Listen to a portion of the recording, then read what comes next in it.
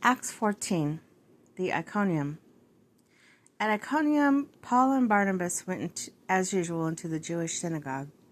There they spoke so effectively that the great number of Jews and Greeks believed. But the Jews who refused to believe stirred up the other Gentiles and poisoned their minds against the brothers.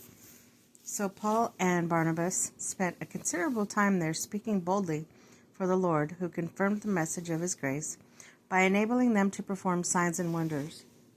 The people of the city were divided. Some sided with the Jews, others with the apostles. There was a plot afoot among both Gentiles and Jews, together with their leaders, to mistreat them and stone them.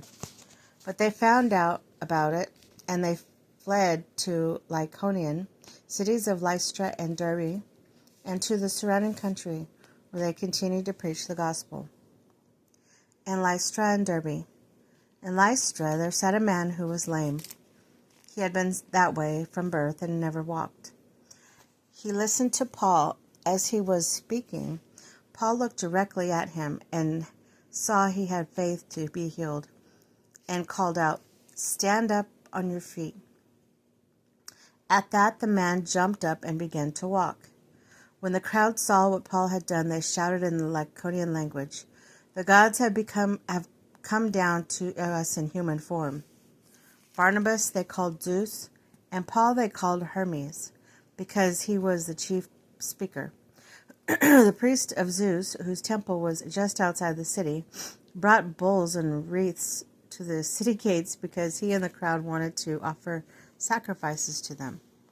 But when the apostles Barnabas and Paul heard this, they tore their clothes and rushed out into the crowd, shouting, "Friends, why are you doing this?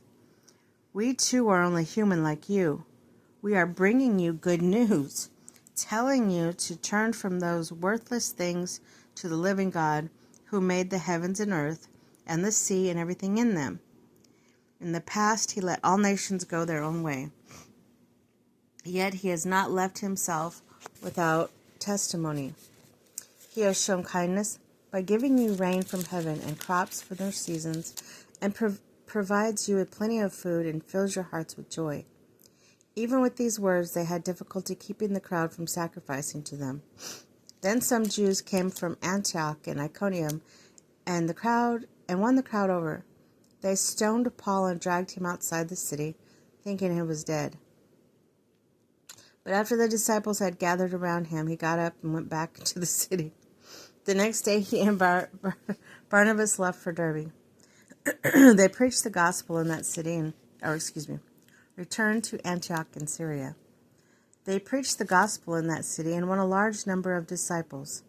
Then they returned to Lystra, Iconium, and Antioch, strengthening the disciples and encouraging them to remain true to the faith. "We must go through many hardships to enter the kingdom of God," they said.